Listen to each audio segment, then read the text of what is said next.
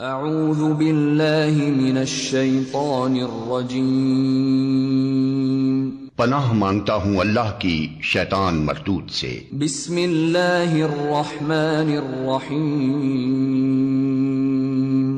اللہ کے نام سے جو رحمان اور رحیم ہے۔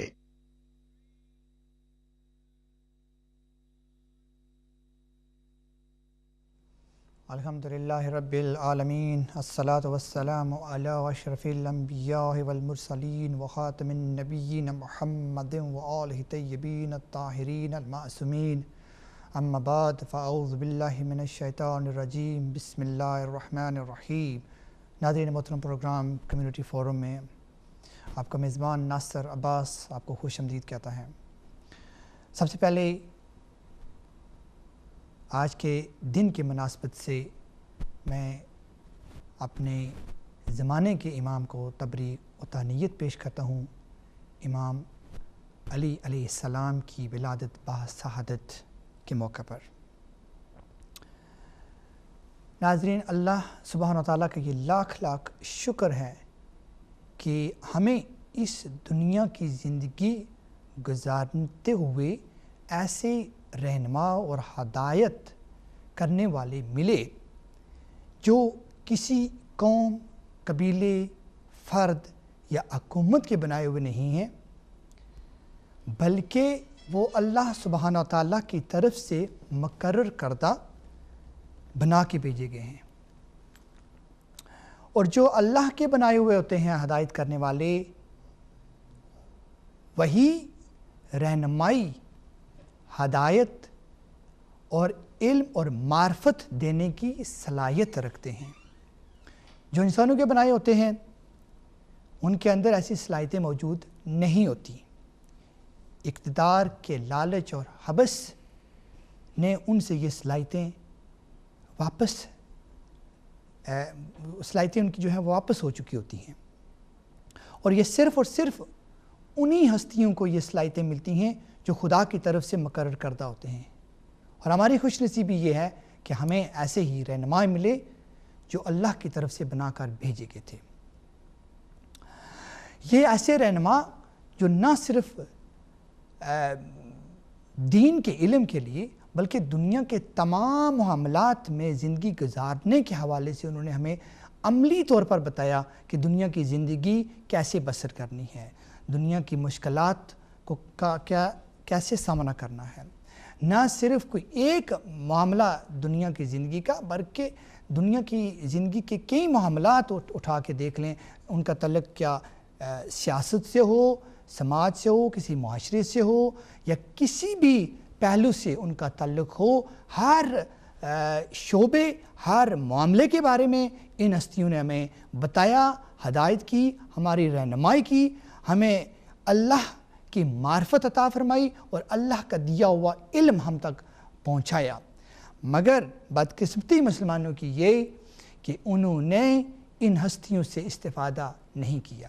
آج اس پروگرام میں ہم گفتگو کر رہے ہیں کہ وہ وجوہات کیا ہیں کہ جن کی وجہ سے مسلمان پوری طرح ان سے استفادہ نہیں کر سکے، حالانکہ اللہ نے کوئی کمی نہیں چھوڑی، اور پھر ان ہستیوں نے جو ہماری رہنمائی کے لیے بنا کر بھیجے گئے، انہوں نے بھی کوئی کمی نہیں چھوڑی علم دینے میں، معرفت دینے میں، ہدایت کرنے میں، مگر بدقسمتی مسلمانوں کی کہ انہوں نے استفادہ نہیں کیا۔ تو آج گفتگو کر رہے ہیں کہ وہ وجوہات کیا ہیں کہ مسلمانوں نے ان سے استفادہ نہیں کیا۔ اسی حوالے سے یہاں ہمارے آڈینس پہ بیٹھے ہوئے ہیں، وہ بھی سوالات کریں گے، اور آپ بھی ہمارے مہمانوں سے سوالات کر سکتے ہیں۔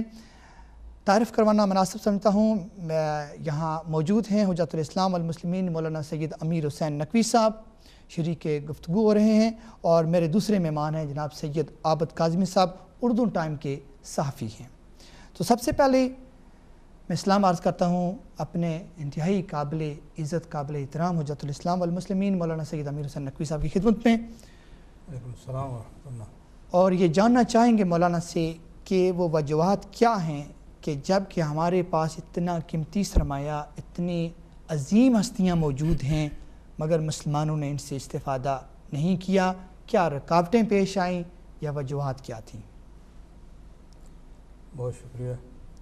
اعوذ باللہ من الشیطان اللعین الرجیم بسم اللہ الرحمن الرحیم الحمدللہ رب العالمین والصلاة والسلام علی سیدنا و نبینا و طبیب نفوسنا بالقاسم محمد وعلی آلہ الطیبین الطاہرین المعصومین اما بعد بسم اللہ الرحمن الرحیم۔ یہ ایسا سوال ہے کہ ہر انسان اور ہر مسلمان اس سوال کا جواب خود تلاش کرے، اس کی ذمہ داری ہے۔ تمام انبیاء اور اللہ کے نمائندے اس لیے آئے ہیں کہ انسانیت ان سے فائدہ اٹھائے، خالی مسلمانوں کی بات نہیں ہے۔ اور جو حضرت آدم سے لے کر آخری پیغمبر حضرت محمد مصطفیٰ صلی اللہ علیہ وآلہ وسلم اور ان کے بعد جو 12 ان کے نائب اور خلفاء اور اوصیاء ہیں،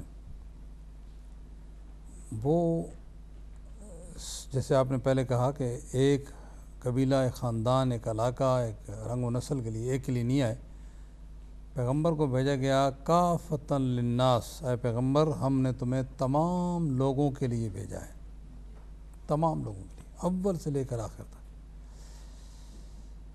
تو پہلے انبیاء جو تھے وہ پیغمبر کے ہی سیادت و سرداری میں تھے، لیکن اب جب حضور کے آنے کے بعد تو کسی پیغمبر، کسی نبی نے آنا نہیں ہے، لہذا قیامت تک کے انسانوں کے لیے حضور نبی بھی ہیں، پیغمبر بھی ہیں، اور پھر حضور کے جو نائب ہوں گے وہ سب کے لیے اسی طرح ہیں۔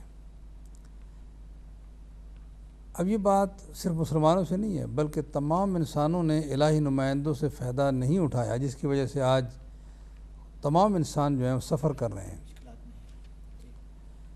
اور یہ ہستی جو آئی ہیں، یہ خالی جس کو آپ ابھی ہمیں جب گفتگو کرتے ہیں تو ذرا تھوڑا سا اس میں کمزوری ہوتی ہے کہ دین کے بتانے کے لیے، دین جو ہے پوری دنیا پر حاوی ہے۔ آپ کی زندگی کے، میری زندگی کے ہر لمحے پر دین ہی ہونا چاہیے اور ہے۔ یعنی میں ایک حکومت میں رہتا ہوں، اس حکومت کا لا کیا ہے، اس حکومت کا جو ہے وہ سسٹم کیا ہے۔ ہم الہی حکومت میں رہتے ہیں اور ہم سب کے سب جو ہیں وہ یا احکام حکومت کے، خدائی حکومت کے یا الہی حکومت کے احکام کے پابند ہیں یا خلاف ورزیاں کرتے ہیں۔ جیسے برٹن میں رہنے والا یا جو ہے ان کے قانون کا پابند ہے یا اس کی خلاف ورزی کرتا ہے۔ ہم سب کے سب جو ہیں وہ دین، اس سے زندگی کے کسی شعبے میں اس کو الگ نہیں کیا جا سکتا۔ ایک ایسے نظریے کا نام ہے کہ جو پہلے نظریہ دیتا ہے کہ تم کیوں آئے ہو، کہاں جانا ہے، کیسے رہنا ہے، اور سب اسی کا نام دین ہے۔ بدقسمتی یہ ہوئی ہے کہ جب بہت سے لوگوں نے، جن حکمرانوں نے، ان لوگوں نے اپنا راستہ الگ کر لیا، تو اب ہو گیا یہ دین ہے، یہ دنیا ہے، یعنی مدرسوں والا دین ہے۔ اور حالانکہ مدرسوں والا دین جو ہے وہ شاید آج زیادہ خطرناک ہے، لیکن کہنے کا مقصد یہ ہے کہ دین پوری دنیا پر حاوی ہے۔ آپ کے کھائے کیسے، پئیں کیسے، اٹھیں کیسے، سوئیں کیسے، سوسائٹی کو کیسے رن کریں، فرد کی کیا ڈیوٹی ہے جو کسی بھی سوسائٹی میں رہتا ہے، حکمرانوں کی کیا ڈیوٹی ہے، یہ سب کا سب جو ہے وہ دین ہے۔ یہ سکھانے کے لیے آئیں یہ ہستیاں کہ تمہیں اگر حکمران بنا دیا جائے تو کیسے حکومت کرو، اگر تم ریت ہو تو کیسے ریت بن کر رہو۔ یہ سب کا سب نظام کا حصہ ہے، اس کو الگ نہیں کیا جا سکتا۔ جو الگ کرتا ہے یہ وہ سمجھتا نہیں ہے کہ وہ بات کیا ہے۔ اب میں آتا ہوں قرآن مجید کی آیت کی طرف کہ جو سورہ نساء کی آیت ہے، یا ایھا الذین آمنوا اطیعوا اللہ واطیعوا الرسول واولی الامر منکم، اے مومنو اللہ کی اطاعت کرو۔ ظاہر ہے کہ مالک، خالق، زمین اس نے دی ہے، اس کا حق بنتا ہے اس کی اطاعت کی جائے، اور پھر جو اس کا رسول ہے، اور پھر جو اس کی طرف سے حکمران ہیں، اس کی طرف سے حکمران، رسول بھی اس کی طرف ہوتا ہے، حکمران بھی اس کی طرف ہوتا ہے، اولی الامر ہیں، ان کی اطاعت کرو۔ اب یہ حکم خدا ہے۔ آج اس ہستی کی پیدائش آپ اور ہم منا رہے ہیں، وہ رسول بھی نہیں، نبی بھی نہیں، لیکن وہ اس آیت کے حکم کے مطابق وہ اولی الامر خدا نے ان کو بنا کر بھیجا ہے، اولی الامر بنا کر بھیجا ہے۔ اور ان کی اطاعت بھی اسی طرح لازم ہے جس طرح پیغمبر کی اطاعت جو ہے وہ انسانوں پر لازم ہے پہلے، نہ مانے تو پھر جو مانے ان پر تو ضرور لازم ہے، یعنی کلمہ پڑھنے پر لازم ہے۔ اور اس بات میں کوئی کوئی اختلاف نہیں ہے کہ جو اولی الامر بن جائے اس کی اطاعت ضروری ہے۔ یہ اب بن کیسے جائے یہ فرق ہے، تھوڑا سا مسلمانوں میں اختلاف ہوا کہ کچھ لوگوں نے کہا ہم جسے بنائیں گے وہ اولی الامر ہوگا۔ کم از کم ہمارا جو فقہ آل محمد کو فالو کرتے ہیں وہ کہتے ہیں کہ وہی اولی الامر ہوگا جسے اللہ بنائے، پیغمبر اناؤنس کرے، پیغمبر کو بنانے کا اختیار نہیں ہے۔ ہمارا اس میں یہ ہے کہ پیغمبر کو بھی بنانے کا اختیار نہیں ہے، پیغمبر کو اعلان کرنے کا اختیار ہے کہ اللہ کی طرف سے جو اعلان کروائیں گے۔ تو وہ پہلے اولی الامر جو ہیں وہ اللہ سبحانہ و تعالیٰ نے انسانیت کو عطا فرمایا، جسے میں کہتا ہوں کہ حضور کو خطاب فرمایا اللہ نے، بسم اللہ الرحمن الرحیم انا اعطیناک الکوثر، ہمیں تمہیں کوثر عطا فرمائی ہے۔ یعنی اس کی تفسیر میں جناب زہرا صلوات اللہ علیہ آتی ہیں۔ یہاں ہم یوں کہیں گے کہ حضور کو صلی اللہ علیہ وسلم کو اپنے مشن کی کنٹینیوٹی کے لیے حضور کو یہ اولی الامر عطا ہوئے اور ہمیں بھی عطا ہوئے کہ اللہ کی طرف سے ہمیں یہ ملے ہیں۔ تو حضور صلی اللہ علیہ وسلم کے اس پہلے نائب اور اولی الامر جن کا اسم گرامی علی ابن ابی طالب علیہ السلام ہے، جو خانہ کعبہ میں پیدا ہوئے، 13 ربیع الاول کو پیدا ہوئے، 13 رجب کو پیدا ہوئے، اور وہ اس دنیا میں تشریف لائے۔ ان کی والدہ گرامی کا نام فاطمہ بنت اسد ہے، والد گرامی کا نام ابو طالب ہیں۔ دنیا جانتی ہے لیکن ایسے تبرکان اس کو دہرا رہا ہوں۔ ان کی آمد پر آپ صاحب کی خدمت میں اور جناب قائم کی خدمت میں، تمام انسانوں کی خدمت میں، تمام مسلمانوں کی خدمت میں ہدیہ تبریک ہم پیش کرتے ہیں۔ اور اس پر غور ہونا چاہیے سوال پر کہ آخر یعنی قرآن عزت دلانے کے لیے آیا تھا انسانیت کو پہلے، پھر کم از کم جو بات مانتے ہیں قرآن مجید کی ان کو تو عزت دلانے کے لیے آیا تھا۔ آج مسلمان کیوں ذلیل ہیں؟ اس لیے کہ انہوں نے نظام خداوند متعال کو جو ہے وہ مسترد کر دیا ہے۔ جو نظام اللہ نے دیا تھا پیغمبر کے ذریعے دیا تھا اور پیغمبر کے بعد اس کو کنٹینیو رہنا تھا، اس کو مسلمانوں نے مسترد کیا۔ آج ہر آدمی جو ہے اپنی بولی بول رہا ہے اور اختلافات شدید، دنیا میں ساری قومیں اکٹھی ہو چکی ہیں لڑنے کے بعد، اب مسلمانوں کو لڑنے کی باری آ گئی، یعنی قیامت تک لگتا ہے کہ لڑتے رہیں گے۔ اس کی بنیادی وجہ یہی ہے۔ اور اس کو کس نے کہا؟ رسول اللہ کی بیٹی جناب فاطمہ الزہرا صلوات اللہ علیہ نے ارشاد فرمایا کہ ہماری امامت، ایک خطبے میں ارشاد فرمایا، وہاں مدینہ میں فرمایا کہ ہماری امامت جو ہے نظاماً للملہ، اللہ اکبر، ملت کو ایک لڑی میں پرونے کے لیے ہے۔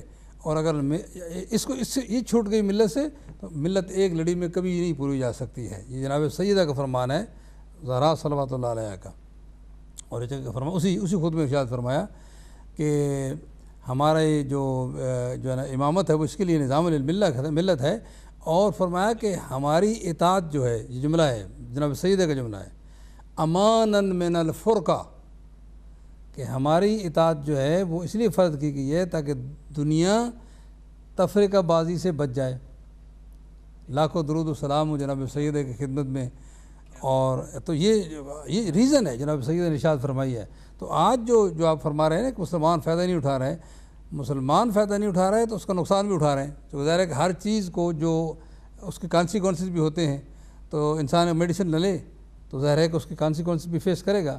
آج امت مسلمہ کی جو یہ اختلافات اور مختلف اس کی بولیاں، اور اسلام کے بارے میں ہر آدمی تشریح کرنے بیٹھ گیا ہے جس کو دو الف بات صاحب نہیں آتی، یعنی اور وہ بھی فتوے دینے لگ گیا ہے کہ وہ یہ ہو رہا ہے وہ ہو رہا ہے۔ بیسیکلی یہ ہے کہ اسلام مسلمان اس بنیادی کڑی سے ہٹ گئے ہیں، اور وہ بنیادی کڑی کیا ہے کہ اولی الامر کی معرفت چھوڑ دی ہے۔ اولی الامر کون ہے؟ ہم نہیں بنا سکتے۔ اللہ جب بنائے گا نا کسی کو، جناب لقمان سے فرشتوں نے کہا کہ تفسیری واقعہ ہے کہ آپ کی کچھ ذمہ داریاں خدا کی طرف سے لگائی جا رہی ہیں۔ جناب لقمان حکیم نے کہا کیا یہ حکم ہے، یہ اختیار ہے مجھے؟ اگر ہے حکم ہے خدا کی طرف سے، جب وہ کسی کام پہ لگاتا ہے تو صلاحیتیں بھی دیتا ہے۔ جو بات میں آپ کی اس بات کی تائید کر رہا ہوں، جب وہ کسی کو نبی بنائے گا، رسول بنائے گا، اس کو علم دے گا، تقویٰ دے گا، شجاعت دے گا، سخاوت دے گا، ساری باتیں اس میں آ جاتی ہیں۔ جب وہ کسی کو امر بنائے گا تو اس میں علم بھی ہوگا، تقویٰ بھی ہوگا، شجاعت بھی ہوگی، سخاوت بھی ہوگی، حلم بھی ہوگا، کردار کی بلندی کی بھی ہوگی۔ تو جب وہ کسی کو بنائے گا تو ساری صفات اس میں ہونی چاہیے۔ اور اگر کوئی ہم بنائیں گے تو ہم جیسا ہوگا، اور اس میں ظاہر ہے کہ ہماری نظر تو تھوڑی سی دور تک جا سکتی ہے. تو یہی فرق ہے کہ لوگوں نے خدا کے بنائے کو چھوڑا تو آج مشکلیں پڑے ہوئے ہیں, لوگوں نے اپنے بنائے کو زیادہ خیال رکھا تو آج اس اختلاف میں اور اس میں پڑے ہوئے ہیں. میں سمجھتا ہوں کہ امت مسلمہ کو اس بات پر واپس آ جانا چاہیے اور اس پر غور کرنا چاہیے. صرف اس آیت پر غور کریں اور بہت توجہ سے ہر ایک کی بات سنیں. ممکن ہے کہیں اچھی بات مل جائے, جو ظاہر ہے کہ اختلافات تو ہیں, مگر یہ ہے کہ اس بات کی کہ اے مومنو یا ایھا الذین آمنوا اطیعوا اللہ و اطیعوا الرسول واولی الامر منکم, اے مومنو کہ اللہ کی اطاعت کرو, رسول اور الامر کی اطاعت کرو. اور اس میں اگر سمجھ آ جائے, اطاعت کا تو حکم واجب ہے, سمجھ آ گیا, لیکن اگر مسلمان سمجھ جائیں اس بات کو اور بہت اخلاص سے کریں, نہ دیکھیں پیچھے ہمارے باپ اجداد نے کیا کیا, نہ دیکھیں انہوں نے کیا سوچا, خود ریسرچ کریں. قرآن سامنے موجود ہے, احادیث موجود ہے, تو جہاں ایسا معنی ملے جو اس آیت کے شایان شان ہو وہاں اولی الامر کی اس اطاعت پر لگ جائیں. امت مسلمہ ایک ہو جائے گی, تفرقہ بازی ختم ہو جائے گی, اور ان کی جو اس وقت ذلت ہے عزت سے بدل جائے گی. اور یہ صرف یہ نہیں ہے بلکہ یہ امت وسط بن کر آئیں اور تمام انسانیت جو ہے وہ ان سے فائدہ اٹھائے گی اور انسانیت رائے ہدایت پہ آ جائے گی. بہت شکریہ قبلہ. ہماری گفتگو چونکہ جاری رہے گی ان وجوہات کے حوالے سے کہ حضور سرور کائنات صلی اللہ علیہ وآلہ وسلم کی ذات مبارک کے بعد اگر سب سے بہترین کوئی ہستی ہے دنیا میں تو امام علی علیہ السلام کی ہستی ہے. تو رول ماڈل کے حوالے سے بات کریں. آپ جس کاظمی صاحب آپ کی طرف آتے ہیں اور جاننا یہ چاہتے ہیں کہ آپ ظاہر آپ کا تعلق میڈیا سے ہیں, صحافت میں آپ ہیں اس وقت. یہ ایسا ایک طبقہ ہے کہ جہاں چاہے انفارمیشن معلومات پہنچا سکتا ہے, یہ جو صحافت کا طبقہ ہے, کیوں ان لوگوں نے بھی کمزوری دکھائی؟ اور اگر ان کے پاس کچھ معلومات آئیں, کچھ علم آیا, تو انہوں نے بھی عام اس کو نہیں کیا, حالانکہ یہ بہترین کردار ادا کر سکتی تھی. جی میرا مقصد میڈیا کے حوالے سے ہے, لیکن میڈیا نے بھی شروع سے ہی, آج سے نہیں شروع سے ہی ان کے اندر یہ جو ہمیں ہدایت کرنے والے ملے, یہ ہستیاں ملیں, ان کے حوالے سے خاموشی اپنائی رکھی. تو اس کی کیا وجہ ہے؟ بسم اللہ الرحمن الرحیم. سب سے پہلے میں آپ کا شکر گزار ہوں کہ اس ایسے پروگرام میں مجھے بلایا اور مجھے بھی لب کشائی کرنے کا موقع عطا فرمایا. یہ تو میں جو کچھ کہوں گا ان کے بارے میں یہ سمجھتا ہوں کہ میری بڑی اس میں ثواب ہے مجھے بولنا اس میں, اور اس ہستی کا ذکر میرے زبان سے نکلنا میں سعادت سمجھتا ہوں.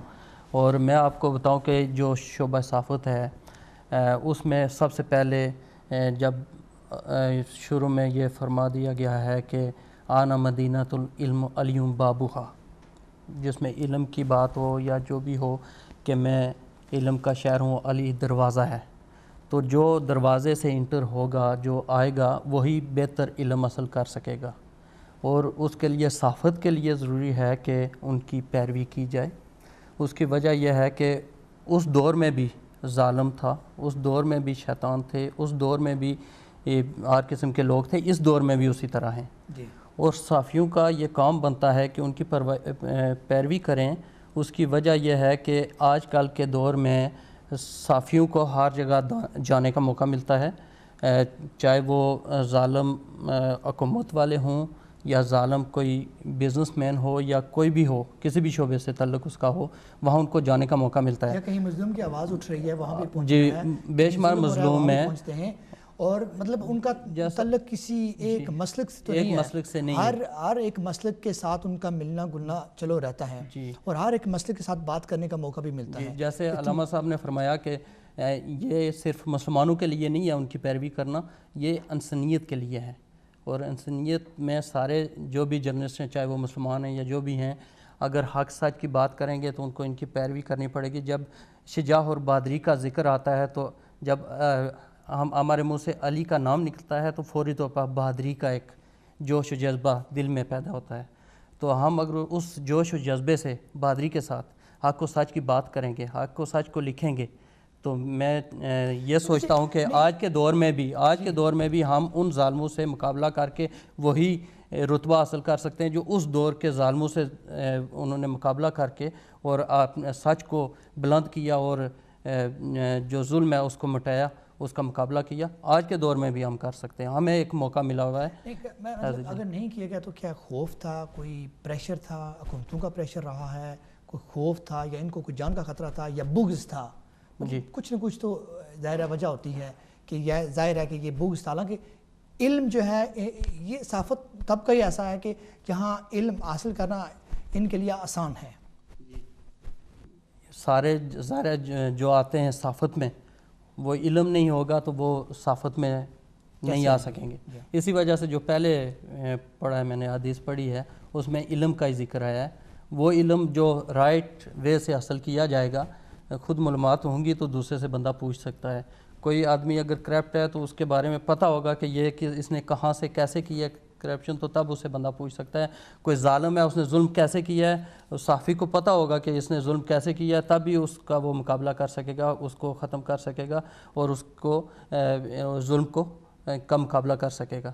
اسی وجہ سے یہ کہنا ضروری ہے کہ ہمارے جو آج کل کے جرنلسٹ ہیں ان کو میں گزارش کرتا ہوں کہ وہ حضرت علی علیہ السلام کی پیروی کریں اور ان کی حالات زندگی کو پڑھیں, اور اس کے مطابق اگر وہ اپنے آپ کو ڈال لیں تو میرا خیال ہے آج کل کے دور میں بھی وہ ظلم کا مقابلہ ایزی سے کر سکیں گے.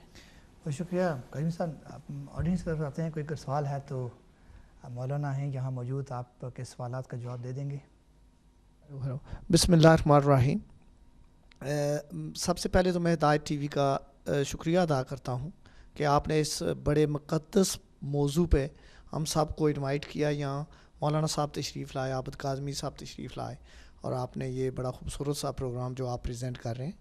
ناظرین کو اور حاضرین مجلس سب کو میں آج مولا علی کی پیدائش پہ مبارکباد بھی دیتا ہوں کہ یہ بڑا امپورٹنٹ دن ہے اور اس کو بالکل سیلیبریٹ کرنا چاہیے ہمیں, چونکہ واقعی اس میں کوئی شک کی بات نہیں, جیسے کہ مولانا صاحب نے بڑی تفصیل سے ایکسپلین کیا ہم سب کو کہ یہ ایک انقلاب تھا.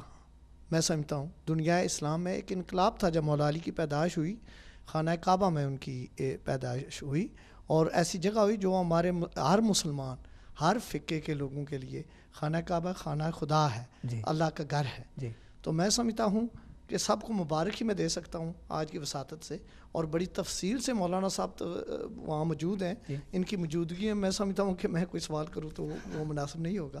ابھی میں یہ قلب حسین شاہ صاحب ساتھ بیٹھے ہیں, انہوں نے کوئی اگر بات کرنی ہے تو ان کو پاس. شکریہ جناب. بسم اللہ الرحمن الرحیم. سب سے پہلے تو میں قبلہ علامہ صاحب اور جو دیکھنے والے ہیں ان کو بھی, سب کو مولا علی علیہ السلام امیر کائنات کی اس ولادت باسعادت کے موقع پہ مبارکباد دیتا ہوں. تو اس کے بعد میرا ایک کویشچن ہے تمام عالم اسلام سے, تمام مسلمانوں سے, علماء حضرات سے, اور یہاں جو بیٹھے ان کسی بھی سب سے, کہ مولا کائنات کی جو شخصیت ہے اس کے بارے میں تو سبھی جانتے ہیں. جیسے کہ مولانا صاحب نے حدیث پڑھی ہے, قرآن پاک کی ایک آیت پڑھی ہے, اس میں تو روز روشن کی طرح یہاں ہے کہ مولا کائنات کی جو قدر و منزلت ہے وہ کتنی ہے. اور اس کے بعد مختلف مواقع پہ نبی پاک نے بھی میدان خم میں بھی جب وہ خطبہ دیا تو سب کے سامنے مولا کائنات کے بارے میں انہوں نے بتایا کہ یہ ہم آپ کے پاس چھوڑ رہے ہیں تو حق ہے. مولا علی علیہ السلام حق ہیں, جس طرف حق ہو ہے خدا حق کو اس طرف موڑ دے جس طرف علی ہوں. تو میرا کویشچن یہ ہے کہ سب لوگ جانتے بوجھتے ہوئے, سب عالم ہیں, مثلا کسی بھی مکتبہ فکر سے اگر کوئی تعلق رکھتا ہے تو سب لوگ جانتے ہیں مولا کائنات کی قدر و منزلت, ان کے علم کے بارے میں, ان کی شجاعت کے بارے میں, ان کی بہادری, ان کے زہد و تقوی, ان کی عبادات کے بارے میں تو سبھی جانتے ہیں. تو اس کے باوجود کیوں, کویشچن میرا یہ ہے کہ کیوں ان کی حیثیت کو کیوں نہیں مانا گیا آج تک, کیوں نہیں مانا گیا آج تک؟ ہمیں استفادہ کیوں نہیں کیا گیا ان کی زندگی سے, ان کے علم سے استفادہ کیوں نہیں کیا گیا, استفادہ کیوں نہیں لیا گیا, مانا کیوں نہیں گیا, مانا کیوں نہیں گیا اس کو آج تک؟ میں یہ کہہ رہا ہوں کہ سب جانتے بوجھتے ہوئے کیوں نہیں مان رہے, ان کو کیوں نہیں مانتے, جبکہ تاریخ جو اور مکتبہ فکر کے جو مختلف ہیں, مختلف مواقع پہ کسی نے یہ کہا جی کہ مولا علی علیہ السلام اگر نہ ہوتے تو میں کب کا ہلاک ہو چکا ہوتا. تو کسی نے مختلف طریقوں سے آپ نے مختلف انداز سے مختلف لوگوں نے جی تو اس کے باوجود بھی وہ مولانا علی علیہ السلام کا جو مسئلہ وہ ہمارے مطلب سب کچھ سمجھنے کے باوجود بھی لوگوں نے انکار کیا.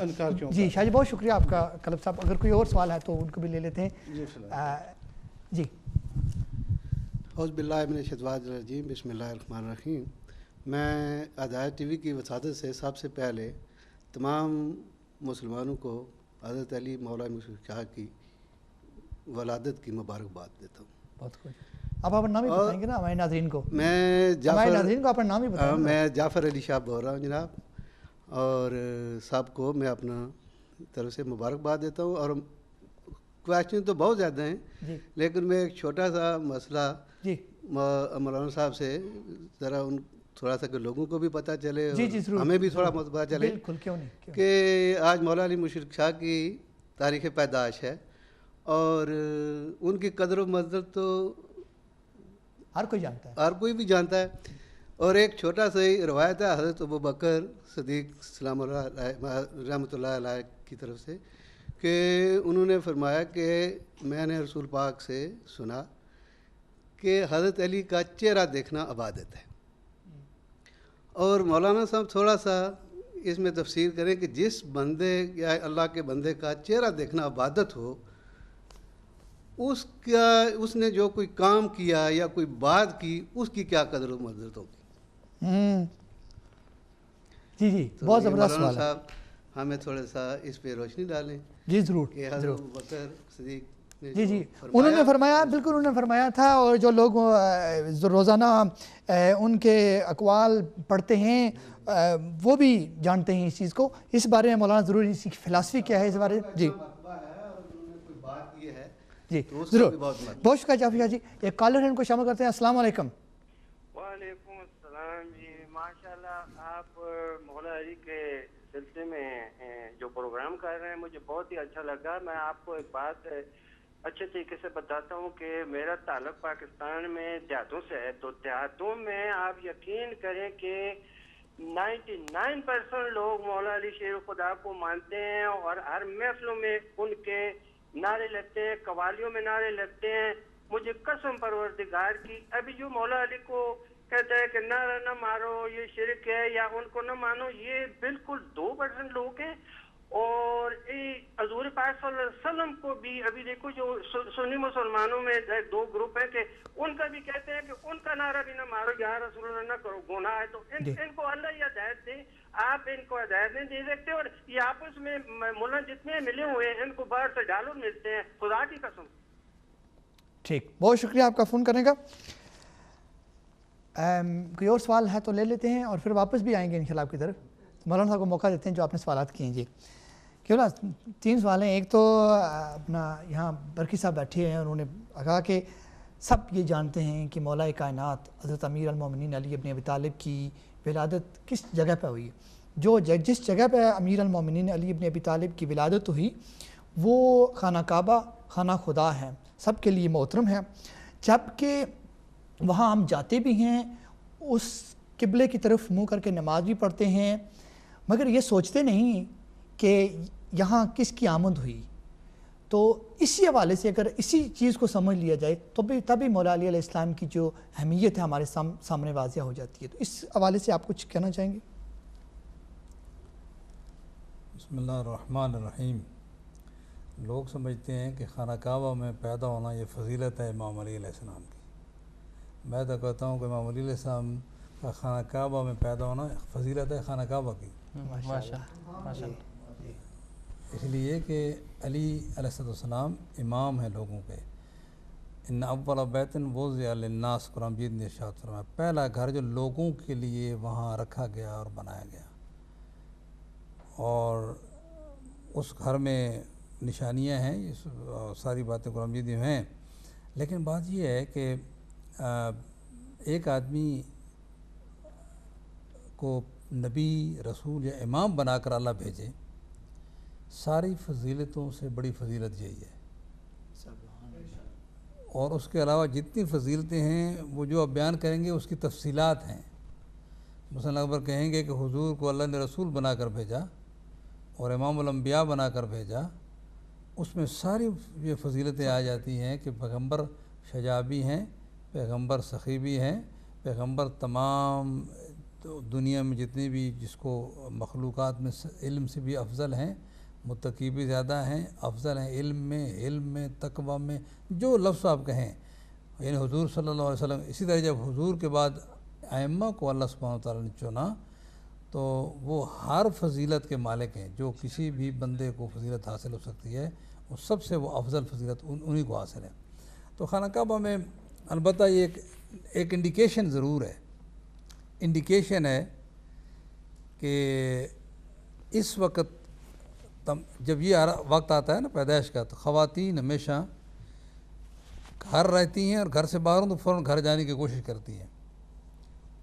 جنرلی دنیا کا یہی نظام ہے، اور اگر کوئی مجبوری ہو جائے تو الگ بات ہے، لیکن عموماً یہ ہوتا ہے خواتین واپس گھر جاتی ہیں. جناب فاطمہ بنت اسد کا گھر خانہ کعبہ سے دور نہیں تھا، اور ایک عورت کے لیے سیکیور بھی یہی ہے اور وہاں جا کر جب جو ہے وہ یہ وقت پیدائش قریب آیا تو خانہ کعبہ کے ساتھ لگ کر دعائیں شروع کر دیتی ہیں. حالانکہ دعائیں چلتے چلتے وہ دعا کیا کرتی ہیں جناب فاطمہ بنت اسد، اور توجہ کریں اس پر کہ اے رب کعبہ، اے رب ابراہیم، تجھے سارے واسطے دے کر، تجھے انبیاء کا واسطہ ہے، ابراہیم کا واسطہ ہے، اس گھر کا واسطہ، میری مشکل آسان کر. آخر کہا کہ اس بچے کا واسطہ ہمارے ہاں ہے، اس بچے کا واسطہ جو تو مجھے عطا کرنے والا ہے، میرا مشکل آسان کر. اب یہ بات جو ہے بیوی گھر جا کر کرو، یہ طریقہ نہیں ہے، لیکن لگتا ہے کہ بیوی اپنی مرضی سے نہیں آئی بلکہ یہاں لائی گئی ہیں. اس بات کو ذہن میں رکھا جائے. آخر انسان جب کوئی کلمہ ہوتا ہے نا، آج کل لوگ اسی کو کہتے ہیں ریسرچ کہتے ہیں. کوئی بندہ بات کرتا ہے تو اس کے سارے ما لہو ما لے، اس کی جو آگے پیچھے سیاق و سباق. پھر کیا ہوا؟ پھر خانہ کعبہ نے راستہ دے دیا، اور جس کو ہم کہتے ہیں کہ دیوار شک ہوئی، اور بیوی اندر چلے گئی اور 3 دن تک اندر رہی. اب سوال یہ ہے کہ 3 دن تک ایک خاتون اندر رہے اور لوگ دیکھنے والے تھے. اس وقت جو لوگ بیٹھے ہوئے تھے وہاں خانہ کعبہ کے لوگ بیٹھے ہوئے ہوتے تھے. پریشانی، یقیناً شور مچ گیا ہوگا کہ بھئی یہ کیا ہوا، دیوار پھٹی، بند ہو گئی، خاتون اندر چلی گئی. تو ایک مرتبہ اگر آپ اس کو اسی پورے واقعے کو چھوٹے سے واقعے سے انالائز کریں، اور پھر 3 دن کے بعد جو ہیں وہ ابو طالب نہیں آتے، حضرت ابو طالب نہیں آتے. کون آتے ہیں؟ اس وقت کسی کو پتہ نہیں تھا کہ یہ نبی ہیں یا رسول ہیں، یعنی حضرت محمد مصطفیٰ صلی اللہ علیہ وسلم آتے ہیں. عجیب بات، یعنی آنا چاہیے تھا حضرت ابو طالب کو. پریشان ہوئی تھا حضرت ابو طالب کو آنا چاہیے تھا کہ میری بیوی غائب ہو گئی، کیا ہوا. دیکھو سمپل سی بات ہے نا، لیکن یہ معاملہ لگتا ہے سارے معاملات کو تھوڑا سا ایک لمحہ بلمحہ سوچیں تو پورا پتہ چلتا ہے کہ یہ مرحلہ جو ہے کسی نہ ابو طالب کی پلاننگ تھی، کسی اور کی طرف سے اشارہ ہوا، کسی اور نے اشارہ دیا. یعنی میں اس کو یوں سمجھ سکتا ہوں، جب حضور گئے لینے کے لیے تو اشارہ ہوا اللہ کی طرف سے، اور حضور کی جناب فاطمہ بنت اسد کو بھی اشارہ کیا، اور حضور خود لینے کے لیے گئے. اب میں بالکل آسان طریقے سے عرض کر رہا ہوں تاکہ وہ ابھی ہم ممبر پہ نہیں بیٹھے کہ ہم نعرے کے لیے کوئی بات کریں. اب جناب حضور لینے کے لیے گئے. اب حضور نے اٹھایا جناب فاطمہ بنت اسد نے. اب یہ سوال بہت سے ہیں کہ کس نے مدد کی ہوگی، کون آیا ہوگا. 3 دن کے بعد باہر نکلتی ہیں تو کہا کہ آنکھیں بند ہیں جناب حضرت علی کی، کھولی نہیں. ظاہر ہے کہ جو بچہ روئے نہیں، آنکھیں نہ کھولے تو مائیں تو پریشان ہوتی ہے، نیچرل ہے، سخت پریشان. اتنے اہتمام کے ساتھ رب نے ایک بچہ دیا لیکن اس کی بھی یہ حالت ہے. اب دیکھیں وہی بچہ جو 3 دن کا ہے اب حضور کے ہاتھوں پر آتا ہے، آنکھیں بھی کھول دی، منہ بھی ہلایا، اور حضور نے کسی اشارے سے ہمیں نہیں پتا، یہ خدا جانتا ہے یا حضور جانتے ہیں، اپنی زبان مبارک علی کے منہ میں دے دی. اب علی حضور کی زبان چوس رہے ہیں. اب یہ بات اس پہ غور کرنے کی ضرورت ہے. مطلب میں اس کو سچی بات ہے کہ سوچنے کے مواقع ہونے چاہیے. بندہ سوچے کہ یہ حضور نے زبان دے دی. حضور فرماتے اب تو بات شروع کر دی ہے نا، تیرے بچے نے زبان ہلنا شروع کر دی. فاطمہ بنت اسد یہ لو بیٹا اس کو ذرا دودھ پلاؤ. یہی ہوتا ہے کہ نہیں ہوتا؟ لیکن حضور نے ایسے نہیں کیا. بلکہ ایک جملہ اگر آپ میں ایک اور بڑھ کر کہوں کہ حضرت فاطمہ بنت اسد فرماتی ہیں کہ جب سے علی پیدا ہوئے ہیں میں نے کبھی بھی حضرت علی کے لیے کھانے کا اہتمام نہیں کیا، یعنی دودھ کا اہتمام، ایک دن بھی حضرت علی نے جناب فاطمہ بنت اسد کا دودھ نہیں پیا۔ یہ لوگوں کو پتہ نہیں ہے نا، لوگ جو ہیں دور دور سے گزرتے ہیں اور جناب یہ خاص وہ لوگ جو جناب فاطمہ بنت اسد سے روایت کرتے ہیں وہ فرماتی ہیں میں نے کبھی بھی اہتمام نہیں کیا، حتیٰ کہ نہ ان کی خوراک کا بندوبست کیا، نہ ان کے لیے جو ہے میں نے کبھی کوئی دوسرا، جب کبھی بھی یہ ان دنوں کی بات ہے، یہ بچہ 3 دن کا بچہ کیسے بتایا کہ میں بھوکا ہوں؟ خود بخود حضور آتے تھے، اپنی زبان چساتے تھے یا جو کچھ بھی چاہتے تھے منہ میں چبا کر جو ہیں وہ حضور کو حضرت علی کو کھلاتے تھے۔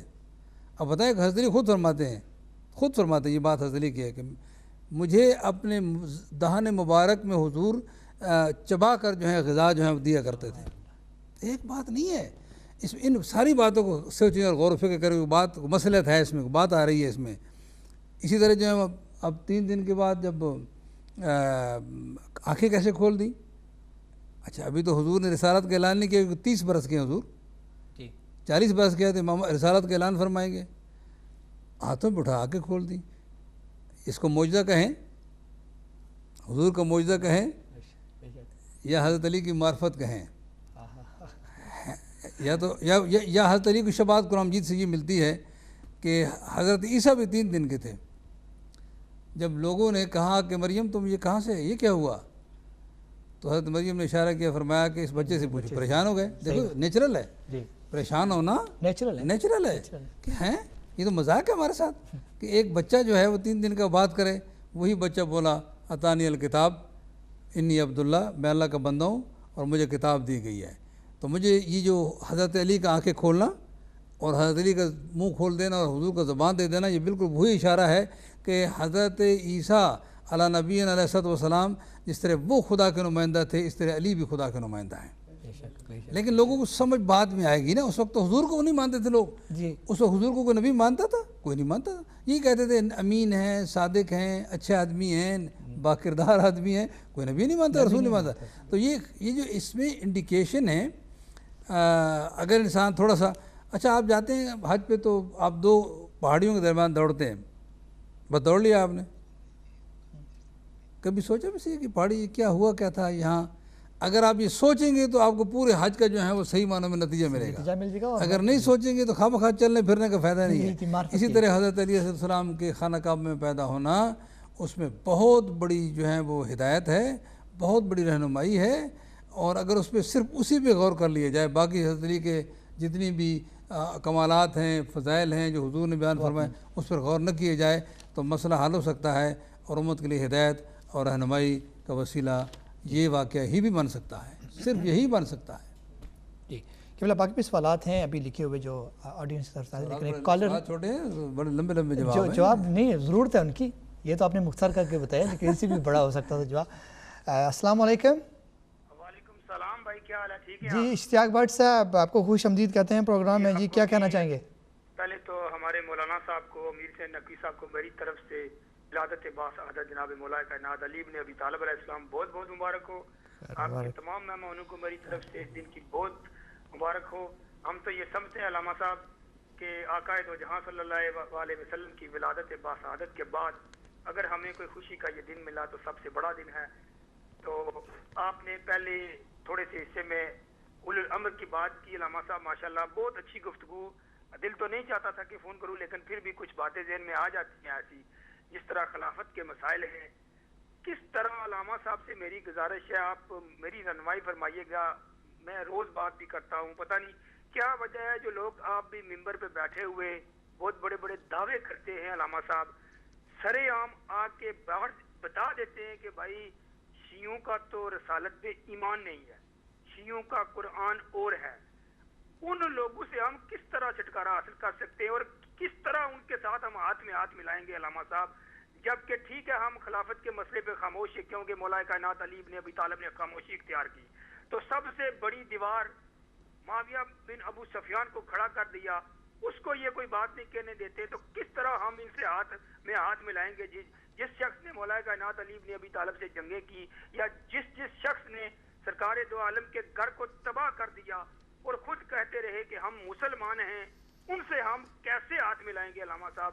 میری سمجھ میں نہیں آتی. اور یہ جو لوگ آج ممبروں پہ بیٹھتے کہتے ہیں نا، سرے عام کہتے ہیں کہ شیعوں کا قرآن اور ہے جی، ان کا رسالت پہ ایمان نہیں ہے. ہم لعنت بیچتے ہیں ایسے لوگوں کے اوپر کہ جو نعوذ باللہ علی کو رسول مانے. ہم علی کو تو رسول کا عاجز بندہ مانتے ہیں، خدا کا بندہ مانتے ہیں، وہ غلام رسول خود کہتے ہیں وہ. تو کیا کریں علامہ صاحب؟ بس اللہ تعالیٰ سے دعا ہے کہ پاک پروردگار ہمیں ان کی ہستیوں کو سمجھنے کی ہمت اور توفیق دائے. آپ کو اللہ پاک صحت سلامتی دے، اتنی ترقی اللہ پاک آپ کو فرمائے کہ پاک پروردگار روز محشر جناب. بہت شکریہ اشتیاق بٹ صاحب آپ کے فون کرنے کا، آپ نے اچھی باتیں کی ہیں. جی قبلہ، میرا ایک اگلا سوال جو وہ سوالات اگر ختم کر لیں، ایک اور سوال بھی آ رہا ہے تو وہ بھی شامل کر کے میرے خیال میں پھر ایک ہی دفعہ مولانا صاحب سے پوچھتے ہیں. جی تو برقی صاحب کوئی سوال ہے اگر آپ کا کوئی؟ یا کلب شاہ صاحب جی، ان کا سوال تو پہلے لکھا ہوا ہے میں نے ویسے، اگر بچوں جی ٹھیک ہے. اچھا، کلب شاہ صاحب کا سوال قبلہ تھا کہ سب لوگ یہ جانتے ہیں کہ امام علی علیہ السلام کے اندر خدا کی ذات نے کتنی صلاحیتیں بخشی ہیں، صلاحیتیں بھی موجود ہیں، وہ رہنما بھی ہیں علم کے حوالے سے، یعنی جس زندگی کے تمام پہلو دیکھے جائیں تو ہر حوالے سے مولا علی علیہ السلام کی صلاحیتوں کو مانا گیا ہے. اس کے باوجود بھی لوگوں نے نہ تو ان صلاحیتوں سے کوئی فائدہ اٹھایا ہے، اور جانتے بوجھتے ہوئے، جو نہیں جانتے، جو جاہل ہیں، ان کا قصور تو خیر اتنا نہیں ہے شاید، لیکن جو جانتے ہیں انہوں نے انکار کیوں کیا؟ یہ آپ ان کا جواب دیں. لیکن ایک کالر کو شامل کر لیتے ہیں تو پھر ان کا جواب دیں کہ لوگوں نے جان بوجھ کے استفادہ کیوں نہیں کیا اور باقی نسلوں کو بھی استفادہ نہیں کرنے دیا، آنے والی نسلوں کو بھی. ایک کالر کو شامل کرتے ہیں. السلام علیکم. ہیلو، السلام علیکم. السلام علیکم، خوشحالی مبارک اور آپ کو رجب مہینہ مبارک ہو. خیر مبارک. میں آپ سے بول رہی ہوں، ایک سوال ہے. جی جی جی جی. ایک واقعہ ہوا تھا جب رسول اللہ بیٹھے ہوئے سوئے ہوئے تھے امام علی کی گود میں، اور ایک کسی نے پتھر بھیجنا چاہا اوپر سے، اور امام علی نے اشارہ کیا اور وہ وہاں پہ رک گیا. وہ کون سی جگہ ہے وہی میں پوچھنا چاہتی ہوں. ٹھیک، بہت شکریہ آپ کا فون کرنے کا. جی قبلہ، تو آپ وہ کلب شاہ صاحب کا جواب دیں کہ جان بوجھ کے لوگوں نے، جان بوجھ کے جب کہ معلوم ہو گیا، لوگوں نے خود معجزات دیکھے، لوگوں نے خود امام علی علیہ السلام کے فرمانات سنے، اور جان بوجھ کے لوگوں نے انکار کیا، تو اس کی کیا وجہ تھی؟ بوجھ تھا؟ دیکھیں، بہت سے اسباب ہوتے ہیں انسانوں پر جو پریشر ہوتا ہے. بسا اوقات حقیقت دیکھ کر وہ آگے نہیں بڑھ سکتے. یہ ہر زمانے میں ہوا، اور پروپیگنڈا بسا اوقات اتنا شدید ہوتا ہے کہ جو نا قرآن مجید نے فرمایا کہ لِيُطْفِئُوا نُورَ اللَّهِ بِأَفْوَاهِهِمْ يُرِيدُونَ، وہ چاہتے ہیں کہ اللہ کے نور کو اپنی پھونکوں سے، اپنی افواہوں سے، افواہ دونوں معنی میں استعمال ہوتا ہے، بجھا دیں. یہ اور قرآن مجید میں بھی ہے کہ اتنا پروپیگنڈا کرتے ہیں کہ لِتَزُولَ بِهِ الْجِبَالُ، ممکن ہے کہ اس کے پہاڑ کو بھی ریزہ کر دیں. پروپیگنڈا بڑی سخت چیز ہے. اور آج جو ہے جیسے شاہ صاحب بیٹھے ہیں، کہتے ہیں کہ دی ویری اسٹرانگ ویپنس، یعنی کیا کہتے ہیں اس کو، the strongest weapon is propaganda and media. جو یعنی ویپن چلانے والوں کے اعصاب کو پہلے ہی شل کر دیتا ہے. یہ بہت سخت ہے. اسی پروپیگنڈا کی وجہ سے بعض لوگوں کو تو پتہ ہی نہیں تھا. کیونکہ دیکھیے آپ جس میں امیر معاویہ کے دور میں ہر جمعے میں جب حضرت علی پر لعنت ہوگی اور بتایا جائے گا کہ علی چور ہیں، ڈاکو ہیں، نماز نہیں پڑھتے، تو آپ بتائیں، چونکہ حضرت علی جب شہید ہوئے نا مسجد میں، تو شام والوں نے کہا ہے علی اور مسجد، وہ کیا کرنے گئے تھے مسجد میں؟ یعنی اس قدر حیران ہو گئے کہ مسجد میں کیسے چلے گئے علی کہ نماز ہی پڑھتے. ہاں، یہ پروپیگنڈا جو ہے وہ مسلسل حکومتوں نے کرایا. حکومت پوری یہ کیا کہتے ہیں کہ حکومتوں کا پیسہ، حکومتوں کے وہ خریدی ہوئے علماء، انہوں نے 80 برس تک، 80 برس تھوڑے ہوتے ہیں، 3 نسلیں جمع ہوتی ہیں. جی جی. یہ تو امام احمد بن حنبل نے کوشش کی کہ علی چوتھے خلیفہ ہیں، ورنہ تو علی کو خلیفہ ہی کو نہ مانتا. یہ تو پھر امام احمد بن حنبل سے جو سمجھے کہ یعنی یہ بات جو ہے وہ اللہ سبحانہ وتعالی کی مشیت تھی, انہوں نے کوشش کی بنو عباس کے زمانے میں, ورنہ 80 برس تک 80 جمعے ہر جمعے ہر مسجد میں, اور اس وقت سارے امام جو ہیں وہ کوئی آزاد نہیں تھا پاکستان کی طرح, امپلائڈ تھے. آج جیسے سعودیہ میں کوئی امام بولے, امام کعبہ بولے ذرا اٹھا کر پھینک دیں گے, جو نظر بھی نہیں آ کے ملے گا بھی نہیں, ہڈی بھی نہیں ملے گی اس کی. اسی طرح اس زمانے میں کسی امام کی بس کی بات نہیں تھی کہ وہ کوئی حکومت کی مخالفت کرے, سخت پروپیگنڈا تھا. اب ظاہر ہے کہ مجھے تو پتہ نہیں کہ کون ہے علی, جب کسی کے بارے میں مطلب اس زمانے میں مولوی کہہ رہا ہے محراب مسجد میں ماتھے پر ہے, لمبی لمبی داڑیاں ہیں, امامت ہے, قرآن مجید پر, اور کہتے ہیں کہ علی پر لعنت کرو, اور علی جو ہیں ویسے ویسے ہیں, تو لوگ کیسے مانیں گے؟ تو یہ سخت پروپیگنڈا ہوا. یہ تو مسلمانوں کی خوش قسمتی ہے کہ بعد کے کچھ تھوڑا سا نرمی ہوئی, اور آج سارے کہتے ہیں, خواہ وہ اس طرح نہ مانے جیسے شیعہ مانتے ہیں, یعنی پہلے امام پہلے خلیفہ, لیکن کوئی بندہ بھی دیوبندی, بریلوی, اہل حدیث, مسلمانوں سے کوئی ایسا نہیں ہے جو حضرت علی سے اب جو ہے وہ ریسپیکٹ نہ کرتا ہو, اور حضرت علی سے جو ہے کسی حد تک پیار نہ کرتا ہو. لیکن ہمارا جو پیار کا مقصد ہے نا, میرے یہ بات ذہن میں رہے, پیار جو ہے وہ ہمیں تمام انسانیت سے ہے, ہمیں کافروں سے بھی پیار ہے, یہ نہیں کہ پیار نہیں ہے. حضرت علی کو جو ماننا ہے وہ یہی ہوتا ہے کہ حضرت کا مقام یہ ہے. جیسے حضور سے بہت سے لوگوں نے گاندھی نے تعریف کی, دوسرے لوگوں نے تعریف کی, تعریف کرنے سے وہ ماننا نہیں ہوتا. ماننا مطلب یہ ہے کہ ان کے حکم کو مانا جائے, ان کو اولی الامر مانا جائے, ان کو واجب الاطاعت مانا جائے, یہ ہوتا ہے ماننا. اور جو ان کا مخالف ہو اس کو نہ مانا جائے, تو یہ ہوتا ہے. اس ماننے کا مطلب ہم بھی مانتے ہیں, یہ باتیں جو ہیں ساری ایسی ہیں جیسے کہ آپ کسی گورے کو دعوت دیں اور کہے کہ وہ فوڈ واز ویری ڈیلیشیس, کہہ کر چلا جائے گا, بات کوئی نہیں سنے گا.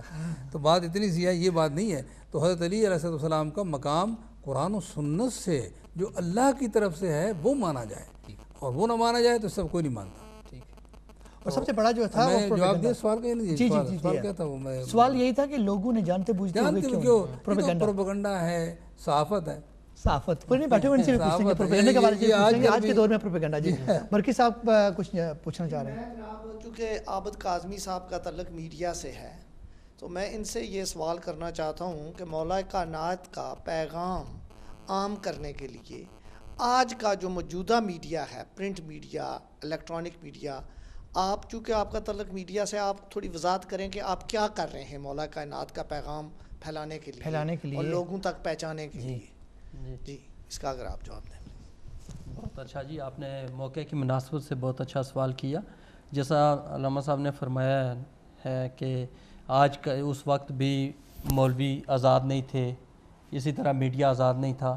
آج کے دور میں بھی اسی طرح پیڈ مولوی اور پیڈ میڈیا والے بھی ہیں, اور ان کو جو ان کے مالکان ہوتے ہیں, جو پرائیویٹ چینل ہیں ان کے مالکان ہوتے ہیں, یا جو پرائیویٹ نیوز پیپر والے ہیں ان کے جو مالکان ہیں, وہ ایک پالیسی دیتے ہیں. ان کا تعلق کہاں ہے, کس طرح ہے, وہ جس طرح ہوتا ہے تعلق اسی طرح وہ اپنے ورکرز کو چلاتے ہیں. اس وجہ سے آج کے دور میں بھی اس طرح آزاد میڈیا نہیں ہے کہ اپنی وہ سوچ کے مطابق, کسی کی جو سوچ ہے اس کے مطابق اگر وہ لکھ لیتا ہے اس کی اشاعت نہیں ہوتی. اس کی اشاعت نہ ہونا آزاد میڈیا نہیں, یا اس کی زبان کو, اس کی لکھی ہوئی چیز کو دبایا جاتا ہے. آج کے دور میں بھی دبایا جاتا ہے, اور اسی وجہ سے یہ ساری جو حق ہے وہ سامنے نہیں آ رہا, اس کو دبایا جا رہا ہے آج کے دور میں بھی. اور اس کے لیے آواز بلند کرنا, یہ میرا خیال ہے یہ بھی ایک جہاد ہے, اور اس پر انشاءاللہ کوششیں جاری ہیں. ہمارے جتنے ورکر ہیں, جرنلسٹ جو لکھنے والے ہیں, ان کی بھی یہ کوشش جاری ہے کہ ہماری جو قلم میں یا جو طاقت ہے یا جو ہم چاہتے ہیں لکھنا, اس کو سامنے لائیں. اور ایسا میڈیا ہونا چاہیے جہاں ہم اس کی اشاعت بھی کر سکیں. جہاں اشاعت کرنے کا وقت ہے, ہم بولتے آزاد ہیں, ہماری زبانیں آزاد ہیں, لیکن اس زبان کو آگے پھیلانا وہ کسی کے کنٹرول میں ہے, اس وجہ سے نہیں ہو رہا ہے. ٹھیک, بہت شکریہ, آپ نے بڑے خوبصورت انداز میں جواب دیا ہے. کاظمی صاحب ایک کالر ان کو شامل کرتے ہیں, پھر مولانا صاحب کی طرف آتے ہیں. جی السلام علیکم. السلام علیکم. وعلیکم السلام. جی بھائی صاحب کون, کہاں سے؟ جی میں سلمان بول رہا ہوں گلگت سے. سلمان صاحب جی کیا کہنا چاہیں گے؟ میرا مولانا صاحب سے سوال ہے. جی ابھی مولانا صاحب نے کہا کہ امام علی علیہ السلام کے نہ ماننے کی سب سے بڑی وجہ پروپیگنڈا ہے, لیکن ایک اور بڑی وجہ بھی ہے, اس کی مولانا صاحب تشریح کریں, وہ ہے نظام عدل. امام علی علیہ السلام کے نظام عدل کی مخالفت کر رہے تھے, اسی وجہ سے لوگ ماننے سے تیار نہیں تھے. اور جو پروپیگنڈا کر رہے تھے ان کی راہ میں بھی نظام عدل رکاوٹ تھی. بڑی شکریہ جی. بہت شکریہ، آپ نے بہت خوبصورت سوال کیا جی.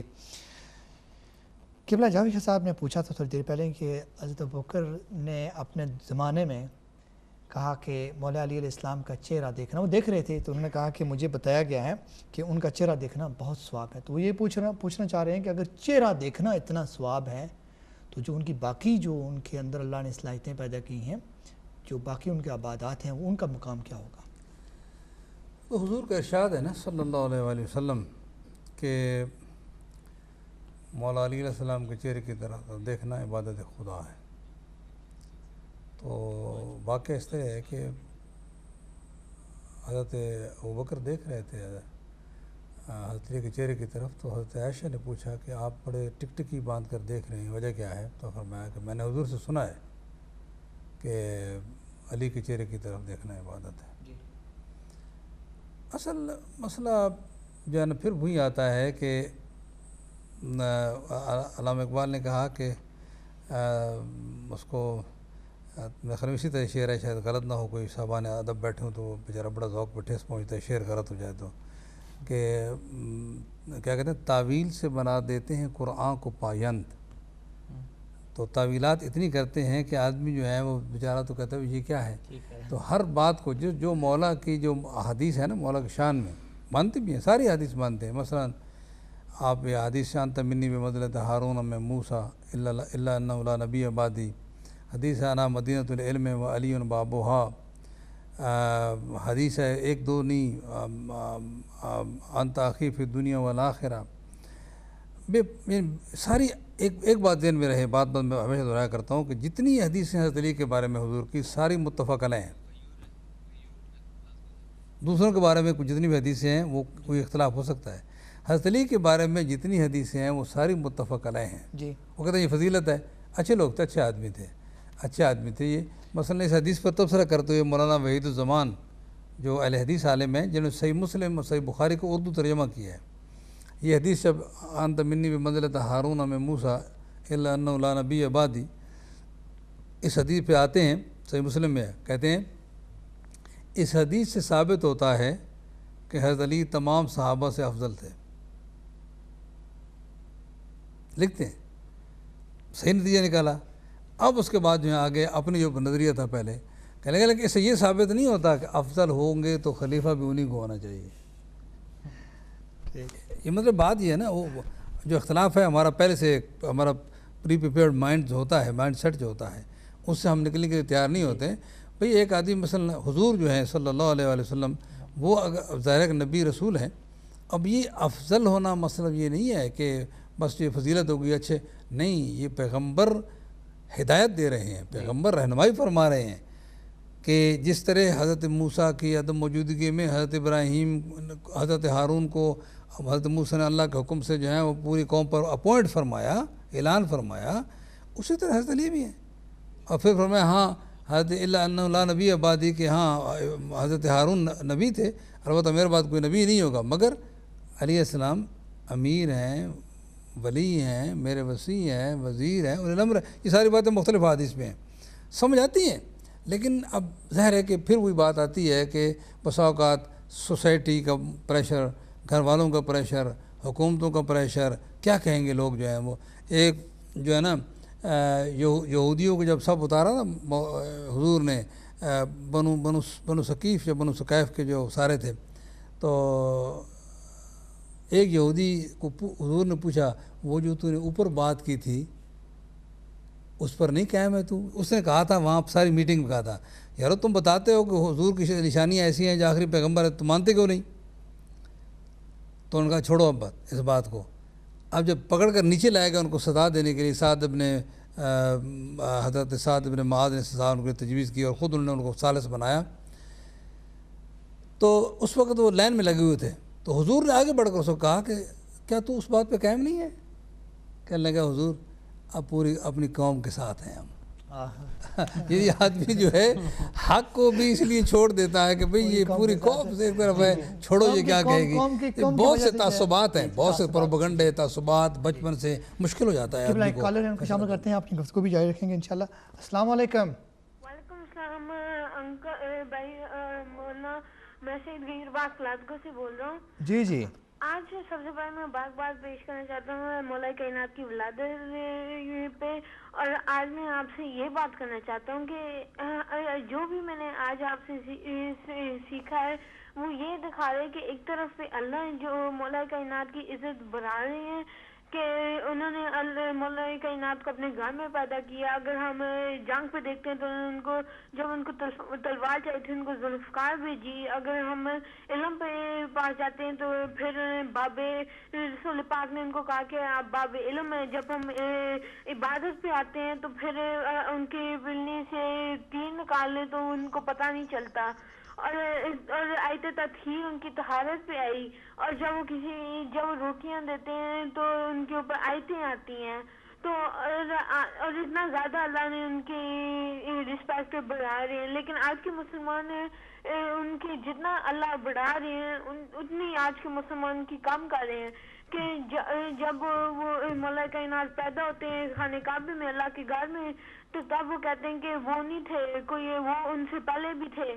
جب وہ کہتے ہیں من کن تو مولا تو وہ کہتے ہیں یہ مولا کہ میں نہیں بدل دیتے ہیں، کہتے ہیں یہ مولا کہ میں نہیں ہے ہی نہیں.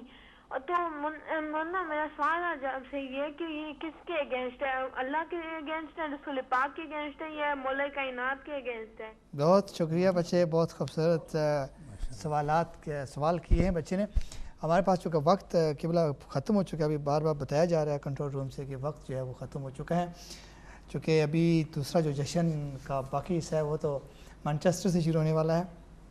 5 منٹ ہمارے پاس ہیں. بہرحال تو اس بچے کا آپ جواب دیتے ہیں کہ یہ لوگ جو مخالفت کر رہے ہیں وہ کس کی کر رہے ہیں؟ مولا علیہ السلام کی ذاتی کوئی ان کے ساتھ کوئی اختلاف ہے یا اللہ کے ساتھ ان کا کوئی؟ اپنی ضد اور ہر درمی یا جہالت کی وجہ سے وہ حضرت علی کی مخالفت حضور کی مخالفت ہو جاتی ہے، اور حضور کی مخالفت جو ہے خدا کی مخالفت ہو جاتی ہے. بہرحال سوال کا جواب بہت آسان ہے کہ میں اگر پیغمبر کی ایک واضح حدیث کے انکار کر دوں تو میں نے خداوند متعال کے احکامات کا انکار کر دیا. کہ پیغمبر اللہ نے بنایا ان کو. اس طرح مولا علیہ السلام کے بارے میں یہ ہے کہ وہ یعنی الٹیمیٹلی جو رزلٹ نکلتا ہے وہ یہ نکلتا ہے کہ انسان جو ہے وہ نافرمان خدا شمار ہوتا ہے. جب الہی پیغمبر کے حدیثوں کو توڑ موڑ کے ادھر ادھر کر کے اور جناب کوشش کرے کہ لوگوں کو راہ راست سیدھی بات سمجھ آتی ہے. یہی مطلب ہے جو آپ نے حدیث اور بچے نے بھی انام مدینۃ العلم علی باب ہوا. میں نے گورے سے پوچھا چونکہ وہ نہ سنی تھا نہ شیعہ تھا، تو وہ پیدائشی سنی شیعہ. میں نے کہا what do you think about that? I am city of knowledge, Ali is its gate, what prophet is wanted to say. اس نے اسٹریٹ کہا بغیر سوچے سمجھے کہا yes it is obvious that prophet wanted to say that if you want my knowledge come through Ali. کیا بات ہے. دیکھو وہ نہ سنی تھا شیعہ تھا.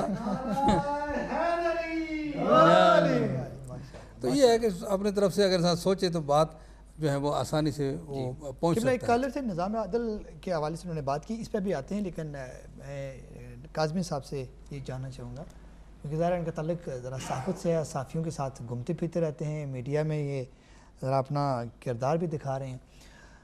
آج کے دور میں اگر اپنی نئی نسلوں کو یہ سکھانا ہو کہ ان کا رول ماڈل کون ہے، مولا علی علیہ السلام کے حوالے سے میں بات کروں کہ رسول پاک صلی اللہ علیہ وسلم کے بعد اگر کوئی صحیح رول ماڈل ہے مسلمانوں کے لیے یا انسانوں کے لیے تو وہ مولا علی علیہ السلام کی شخصیت ہے. یہ بتانے کے لیے میڈیا کیا کردار ادا کر سکتا ہے؟ اس میں آج کل کے دور میں تو میڈیا ہی یہ کردار ادا کر سکتا ہے کہ ان کی حالات زندگی کے حوالے سے اپنے نئی نسل کو آگاہ کرے.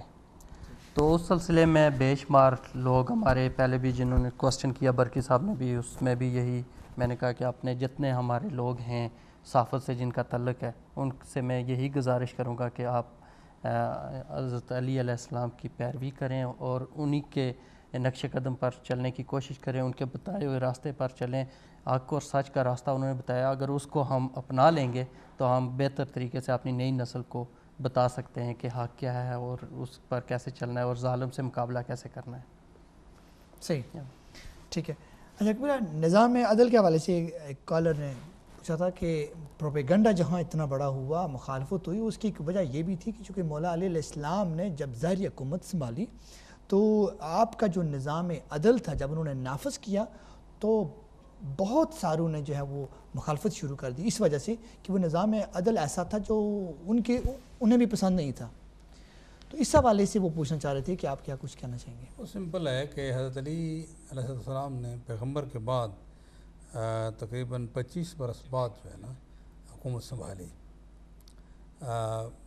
25 برس بعد پیغمبر کی حکومت سنبھالی. لوگوں کے مزاج بدل چکے تھے. لوگوں نے کلمہ پڑھ کے پیغمبر کا نظام عدل قبول کیا اور حضرت علی نے بھی یہی فرمایا. جب بیعت لی تو کنڈیشن یہی رکھی کہ میں آپ کی بیعت لیتا ہوں، ایک کنڈیشن ہے کہ میں تمہیں ایسے چلاؤں گا جیسے پیغمبر نے چلایا تھا. تو یہ بات جو ہے ظاہر ہے کہ لوگوں کے لیے بڑا مشکل ہوتا ہے کہ عادتیں بدل گئیں اور بہت کچھ ہوا. تو اب حضرت علی کے نظام عدل کی مخالفت جو ہے وہ حضور کے نظام عدل کی مخالفت ہے. وہ بات جو فرمائی تھی حضرت علی علیہ السلام نے کوئی اپنی طرف سے کچھ نہیں بنایا ہوا تھا. نہ حضرت علی پیغمبر یعنی سخت ہے، استغفر اللہ ربی تو بولے. واضح کر دیں کہ نظام عدل چونکہ مولا علیہ السلام نے جو نافذ کیا، کیا وہ تھوڑا سا جو ان سے پہلے کچھ لوگ تھے ان سے تھوڑا سا مزاج میں لوگوں کی تبدیلی آئی؟ تو پہلے انداز میں تبدیلی اسی لیے آتی ہے کہ حکومتیں تبدیلیاں کرتی ہیں نا. کہ یعنی مثلا یہ ہے کہ حضرت علی نے سب سے پہلے خزانہ تقسیم کیا، سب کو برابر دیا، کرشی کو بھی، پہلے مسلمان کو بھی، بعد میں بھی غلام کو بھی. تو کوئی صحابہ آئے جو بزرگ تھے کہنے لگے ہیں آپ نے ہمیں غلام کو برابر کر دیا. تو فرمایا کہ پیغمبر کیا کرتے تھے؟ آپ چپ ہو گئے. چونکہ حضرت علی نے اس کنڈیشن پہ کیا تھا کہ میں وہی کروں گا جو پیغمبر نے کیا ہے. تو اس وقت تک صحابہ اکرام کا مزاج بھی، کچھ جاگیریں ملیں، کچھ دولتیں ملیں، مثلا کسی کو شام کا پٹا دے دیا گیا، کسی کو یہ ہوا. آپ تاریخ میں پڑھیں تو پھر پتہ چلے. اس لیے مزاج بدل گئے تھے کہ حضرت اب حکمرانوں سے یہی توقع رکھتے تھے لوگ بھی آئیں گے، جیسے کہ آج کل پی پارٹی والے آئیں گے تو وہ یہ کریں گے، نوں والے آئیں گے وہ توقع رکھیں گے کہ ہمیں بھی کچھ ملے گا. یہ ملنا ملانا جو ہوتا ہے نا تھوڑا سا زیادہ یا کم، یہ وہاں سے شروع ہو گیا تھا. یہ تبدیلی ہوئی اور یہ جب تبدیلی ہوئی تو حضرت علی نہیں ان کو قابو کر سکے. اور ظاہر حضرت علی کر نہیں سکتے تھے کہ وہ ناانصافی کہ ادھر کا مال ادھر دے دیں ادھر کا مال ادھر نہیں، جو تمہارا حق بنتا ہے اتنا ہی ملے گا. اب اس پہ لوگ ناراض ہو گئے. یعنی خود طلحہ و زبیر نے، دونوں صحابی تھے اور بڑے قریب صحابی تھے، حضرت علی کی پہلے بیعت کی اور پھر جب گئے وہاں میٹنگ کے لیے کچھ لینے دینے کے لیے گورنی شورنری، تو جب گئے تو حضرت علی نے جو ایک دیے جلایا اسے بجھا دیا، دوسرا دیے جلا دیے. کہنے لگے یہ کیا کیا آپ نے؟ کہنے لگے کہ وہ یہ دیے بیت المال کا تھا، یہ میرا اپنا ذاتی ہے، اس لیے آپ کوئی ذاتی بات کرنے کے لیے آئے ہیں تو لہٰذا میں آپ سے اپنے دیے جلا کر بات کروں گا، بیت المال نہیں کرتا. انہوں نے کہا جو ایک دیا ہمارے نہیں جلا سکتا وہ ہمیں گورنر نہیں دے گا. وہ وہاں سے اٹھے اور کہیں اور چلے گئے. تو یہ بات جو ہے نا یہ مشکل یہی ہوتی ہے کہ مزاج خراب ہو گیا تھا، سچی بات یہ. تو بہرحال یہ ہے کہ وہ اصل میں نظام عدل جو ہے وہ ہوئی تھا، حضرت علی کا نظام عدل ہوئی تھا جو حضور نے دیا. یہ فرق نہیں ہے، ذرا برابر فرق نہیں ہے. فرق صرف یہ تھا کہ لوگوں کے مزاج بدل گئے تھے. حضور کے نظام عدل تھوڑا سا ریلیکس ہو گئے تھے اور اب حضرت علی کا نظام عدل ان کے لیے ہضم کرنا بڑا مشکل تھا. اچھا کوئی سوال ہے تو لے لیتے ہیں. جی میں سوال تو نہیں ہے، بہرحال میں ایک درخواست ہے تمام مسلمانوں سے، تمام عالم اسلام سے، تمام دنیا کے رہنے والوں سے کہ مسلمانوں نے جو جرم کیا ہے واقعہ کربلا کا وہ تو کر دیا ہے، اور جو نبی پاک کی حکم عدولی کی ہے، جس کام پہ انہوں نے لگایا، جو انہوں نے کہا کہ یہ کام کرو، حق راستے پہ چلو، ان کی مانو، اگر انہوں نے نہیں مانا تو کم از کم اس کا وہ ازالہ کریں، ازالہ اس صورت سے کریں کہ ہم جب انسان ہے، انسان کو اشرف المخلوقات اس لیے کہا گیا کہ عقل سلیم دی ہے اللہ نے. تو آج کے دور کی بات میں کر رہا ہوں کہ آج کے دور میں جب میڈیا اور اتنا ایڈوانس ہے کہ دنیا کے کسی کونے میں اگر کوئی واقعہ ہو جائے تو پوری دنیا میں خبر ہو جاتی ہے، اور ریسرچ بھی اتنی ایڈوانس ہے کہ ایک چونٹی جو ہے وہ کیا خوراک کھاتی ہے، وہ کیسے وہ چلتی ہے، کیسے اس کو بنایا گیا، اس کی بھی ریسرچ کی جا سکتی ہے. تو کوئی اتنی مشکل بات نہیں ہے کہ اگر آج کے مسلمان، خاص کر ہم مسلمانوں کو، کہ ہم ان کی مخالفت چھوڑ دیں خدا را اور اپنے حق کو پہچانیں کہ حق کون ہے، حق کی طرف چلیں اور مولا کائنات جو ہیں اللہ اور اس کے رسول نے جو ہمیں تعلیمات دی ہیں، جن لوگوں کے بارے میں ہمیں تصدیق کر دی ہے، ان کی بات مان کے تو ہم اپنے آپ کو سیدھا کر سکتے ہیں، اپنی جو ہے روزمرہ زندگی میں اصلاح کر سکتے ہیں. تو بس یہی کہنا ہے کہ ہمیں آج کے دور میں بڑی مشکل بات نہیں ہے کہ ہمیں اپنی اصلاح کر لیں، کی جا سکتی ہے. آخر میں مختصراً ہی میں ایک سوال کرنا چاہتا ہوں مولانا صاحب، اگر اجازت ہو. میرے خیال میں ایک کالر نے بھی یہ آپ سے ذکر کیا اور میں بھی یہی سوال پوچھنا چاہتا ہوں. کافی ایک پراپوگنڈا کیا جاتا ہے کہ ان شیعوں کا قرآن اور ہے، نعوذ باللہ من ذالک کا، اور ان کی نمازیں اپنی ہیں، ان کی اذان اپنی ہے. میں سمجھتا ہوں یہ سب سے یہ سوال کیا جاتا ہے. شاید میں تو اس کو جواب دے سکتا ہوں گا، یا شاید چند جو ہمارے حاضرین اور آپ جو بیٹھے دے سکتے ہیں، کچھ لوگ نہیں دے سکتے. اس کا اگر انتہائی مختصر وقت میں اگر آپ بتا دیں کہ اس کا جواب کیا مومنوں کو دینا چاہیے، ٹھیک، جو لوگ یہ سوال کرتے ہیں. بہت زبردست. یہ بڑا آسان ہے. مثلا کسی شیعہ کے گھر میں گھس جا کر دیکھو کون سا قرآن پڑھا ہوا ہے. اتنی سی بات ہے. ہم دعوت دیتے ہیں، پریکٹیکل بات ہے. دیکھو ان کے پاس وہی قرآن ہے، بس بات ختم ہو گئی، اس کا جواب تو آ گیا. اس کے بعد رہ گیا نماز نہیں پڑھتے. دیکھیں آپ کہ شیعہ کی مسجد میں چلے جائیں تو وہ نماز پڑھ رہے ہیں کہ نہیں پڑھ رہے ہیں. اور نماز بھی اسی طرح جو 17 رکعت ہے فرض ہے، جیسے سنیوں کا ہے شیعوں کا ہے، کوئی فرق نہیں ہے. صرف فرق ہے ہاتھ باندھنے اور کھولنے کا ہے. سجدے اتنی ہیں، رکوع ہر رکعت میں 1 رکوع ہوتا ہے، ہر رکعت میں 2 سجدے ہوتے ہیں. فرق کیا ہوا؟ وہاں بھی اتحیات پڑھی جاتی ہے، یہاں بھی تشہد کے نام سے اتحیات پڑھی جاتی ہے. سلام آخر میں نماز کا کوئی فرق نہیں ہے. سچی بات ہے، فرق نہیں ہے. تھوڑا فرق ہے باقی چیزوں میں. مسئلہ جو ہے صرف مسئلہ جو ہے وہ ہے نظام حکومت کا. نظام حکومت جو ہے وہ جو پولیٹیکل سسٹم ہوتا ہے وہ مدر آف دا سسٹم ہوتا ہے. اسلام کا پولیٹیکل سسٹم کیا ہے اس پہ اختلاف ہو گیا آپس میں. اگر اس کے لیے بیٹھ کر توجہ کر کے، جیسے شاہ صاحب نے فرمایا کہ کوئی حرج نہیں ہے، ہمیں کوئی اس میں سنی شیعہ مسئلہ نہیں ہے، یہ قرآن اور پیغمبر کا مسئلہ ہے.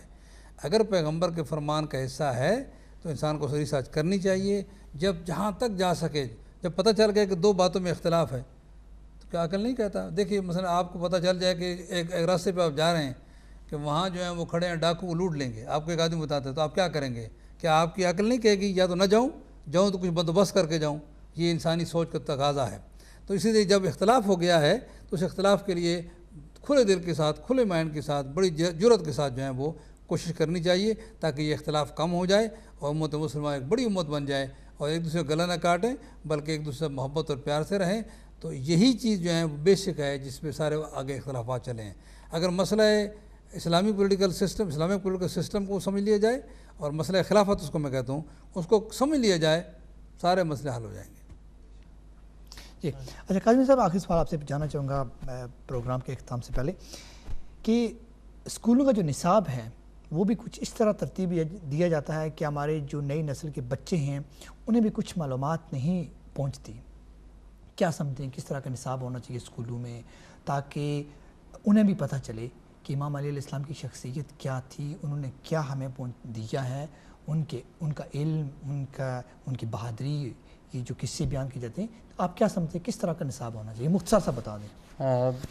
یہ جو تعلیم کا نصاب ہے یہ بھی کنٹرول ہے، اور اسی طرح انہی لوگوں نے جنہوں نے یہ آگے پھیلا رہے ہیں چیزیں، ہر چیز کو کنٹرول کیا ہوا ہے.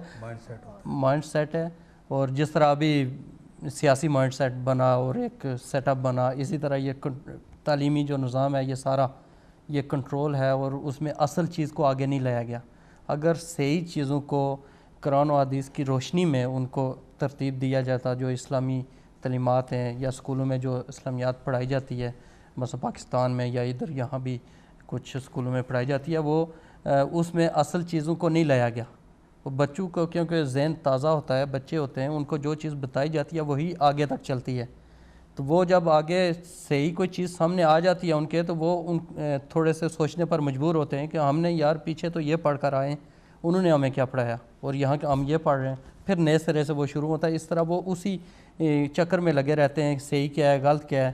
اگر پہلے سے ہی اس کی صحیح بنیاد رکھی جائے، ایجوکیشن کے نظام کو سیدھا کیا جائے، قرآن و حدیث کے مطابق اس کو ترتیب دیا جائے اور اختلافی جو چیزیں ہیں ان کو کم مینشن کیا جائے، مثبت چیزوں کو لایا جائے اور صحیح حقائق پر لایا جائے، تو تو میرا خیال ہے یہ نظام آخر تک بہتر ہو سکتا ہے، اور وہ بچہ جس کی بنیاد اچھی ہوگی وہ جب بڑا ہوگا عملی زندگی میں بہتر آئے. 1 منٹ میں بتایا گیا کہ 1 منٹ ہے ہمارے پاس، صرف 1 منٹ. قبلہ سے یہ پوچھوں گا کہ ہمارے جو نوجوان نسل ہے اس کو کیسے سبق حاصل کرنا چاہیے مولا علیہ السلام کی زندگی کے بارے میں، کتابیں پڑھ کے یا کس طرح سے، مثلا کیا بہترین طریقہ کیا ہے؟ دیکھیے جی بات یہ ہے کہ جو یونیورسٹی میں جاتے ہیں لڑکے، پہلی بات یہ ہے کہ جو بات ہم کر رہے ہیں نوجوان نسل ہماری سنی نہیں رہی، نہ سمجھتی ہے ہماری Urdu. It should be in English. اچھا it should be in English. اچھا لیکن یہ ہے کہ جو سمجھتے ہیں ان کے لیے یہی ہے کہ آج آسان ہے، کتابیں بھی پڑھ سکتے ہو، تھوڑا سا سوچنا شروع کرو، کچھ کویشچن تیار کرو. کویشچن تیار کر کے جو پڑھے لکھے جو جن کو علماء ہیں ان کے پاس جاؤ، ان سے جواب لو. اور ریسرچ کے طریقے بھی یہی ہیں کہ آپ کویشچن تیار کرو، خود تیار کرو، تیار کر کے پوچھو ان سے، اور پھر کمپیئر کرو کہ کیسے جو ہے وہ کہ کس کا جو ہے وہ جواب بہتر اور لاجک کے مطابق ہے. اللہ خیر صلی اللہ. اور بہت آسان ہے، بہت آسان ہے، لیکن ہمت کرنے کی ضرورت ہے. ہمت کرنے کی ضرورت ہے. آپ دونوں مہمانوں کا بہت شکریہ آپ اس پروگرام میں شامل ہوئے. ہمارے پاس اگر اور بھی کچھ وقت ہوتا تو یقیناً مزید استفادہ کرتے. مولا علیہ السلام، یہ 13 رجب کا دن ہے جس میں ہمیں پھر موقع ملتا ہے کہ ان کی زندگی کے بارے میں جانتے ہیں، سمجھتے ہیں، علماء سے سنتے ہیں، استفادہ کرتے ہیں. ناظرین، آج پروگرام ہو رہا تھا مولا علیہ السلام کی زندگی کے حوالے سے، تو مولا علیہ السلام کی زندگی کا ہر ایک پہلو ہماری ہدایت کا سرمایہ موجود ہے. لیکن دنیا کے لوگوں نے ضد، ہٹ درمی، جہالت اور سب سے بڑھ کر پروپیگنڈے کی وجہ سے اس ہدایت سے وہ دور رہے، یا جان بوجھ کر لوگوں کو اس حقیقی ہدایت سے دور رکھا گیا ہے، جس کا نقصان نہ صرف اس دور کی حکومتوں کے لوگوں کو ہوا بلکہ ہر دور کی حکومتوں کے لوگوں کو پہنچا. اور یہ نقصان اس وقت تک چلتا رہے گا جب تک ہمارے آقا و مولا امام زمانہ علیہ السلام کا ظہور نہیں ہوتا. اس وقت تک یہ نقصان ہوتا رہے گا امت مسلمہ کا، اس پروپیگنڈے، جہالت اور ضد کی وجہ سے. آج کے دور میں بھی بتایا جائے، جیسے بتا رہے تھے کہ اگر وہ تحقیق کریں تو نقصان سے بچ سکتے ہیں. آج بھی بچ سکتے ہیں اگر تحقیقات کریں، ریسرچ کریں. اور جیسے مولانا صاحب نے بتایا کہ ریسرچ اور کمپیئر کریں. ہمارے جو نوجوان ہیں چاہے وہ انہیں اردو اتنی سمجھ نہیں آتی، لیکن ریسورسز جو ہیں وہ ہر لینگویج میں موجود ہیں، اور سب سے بڑھ کر انگلش لینگویج میں بہت زیادہ ریسورسز جو ہیں وہ آ چکے ہیں. اور نوجوان اگر وہ سن رہے ہیں انہیں سمجھ نہیں ہے اردو لینگویج کی، تو وہ انگلش لینگویج میں ریسرچ کریں، پھر کمپیئر کریں کہ اصل رول ماڈل ان کے لیے کون ہونا چاہیے. تو چونکہ وقت ہمارا اپنے اختتام کو پہنچ چکا ہے، آخر میں صرف 1 یا 2 منٹ ہیں، اور آڈینس سے کہا گیا ہے ابھی کنٹرول روم میں کہ کوئی سوال ہے یا کچھ فیڈ بیک دینا چاہ رہے ہیں اس پروگرام کے حوالے سے، تو کچھ آپ فیڈ بیک دے سکتے ہیں کہ آج کا پروگرام آپ نے کیسے پایا؟ یہی ہے کہ ہدایت ٹی وی وہ کردار ادا کر رہا ہے کو جو اصل رول ادا کر رہا ہے کہ جو اس کو کرنا چاہیے. آج کے دور میں، اس ترقی یافتہ دور میں، جب پیغام پرانے زمانے میں تو یہ تھا کہ کوئی پیغام لے کے گیا تو مہینے کے بعد دوسری جگہ پہنچے گا. تو ایک ہدایت ہی ٹی وی ہے جو آج کے دور میں جو دنیا کے کونے کونے میں پیغام پہنچا رہا ہے، اور اس کی سب لوگوں کو، تمام لوگوں کو اس کی جتنی زیادہ سے زیادہ اس کی پذیرائی کرنی چاہیے اور اس کی مدد کرنی چاہیے. آخر میں جی بس ایک کہ میں پیغام دوں گا، جیسے کہ اپنی نوجوان نسل ہے، ہمارے بچے ہیں، میں سمجھتا ہوں سب سے بڑا فرض تو والدین پہ ہے. اس سے پہلے بھی میں آپ کے پروگرامز میں آیا ہوں اور میں نے ہمیشہ اسی طرح زور دیا ہے کہ سب سے پہلا فرض تو والدین کا ہے کہ اپنے بچوں کو جو صحیح طریقے سے، صحیح معنی سے ان کی نشو و نما اور ان کی تعلیم ذہنی اور جسمانی لحاظ سے جس طرح ہم کرتے ہیں، اسی طرح اسلام ان کو گھر سے پڑھانا چاہیے. اس کے علاوہ مولانا صاحب نے جیسے فرمایا کہ کچھ نئی نسل واقعی نہیں سمجھتی، شاید آپ سب نے سنا ہوگا. میں سمجھتا ہوں کہ جہاں اردو زبان کا بچوں کو سمجھ نہیں ہے، وہاں انگریزی زبان میں بھی ان کو یہ میسج اچھے طریقے سے پہنچا سکتا ہے. جی بہت شکریہ ناظرین، چونکہ وقت اپنے اختتام کو پہنچ چکا ہے، انشاءاللہ اگلے ہفتے آپ سے ملاقات ہوگی، تب تک کے لیے اجازت دیجیے، اللہ حافظ، السلام علیکم ورحمۃ اللہ وبرکاتہ۔